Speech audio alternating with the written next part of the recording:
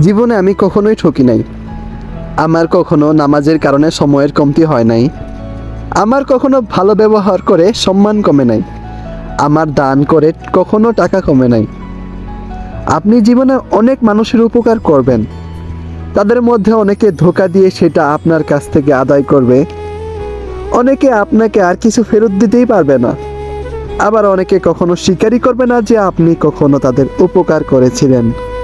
আজকে পড়তে বসে কিছু নিতে পারেন আর না পারেন, আমার কথাটা সারা জীবন মনে রাখবেন। কারো উপর অনুগ্রহ করে আপনি কখনো ছোট হবেন না।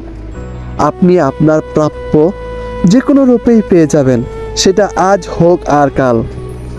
সেটা নিয়ে টেনশনের কিছু নেই। আপনি অফুরন্ত একটা মানুষ। হাসতে সময় লাগে না, নামাজ পড়তেও টাকা লাগে না, কারো জন্য কিছু করতে মন ছাড়া কিছুই লাগে না। মন থেকে যা করবেন তার চেয়ে অনেক অনেক বেশি আল্লাহ তাআলা আপনাকে দিবে। বিনয়ী হয়ে আফসোস করারই বা কি আছে।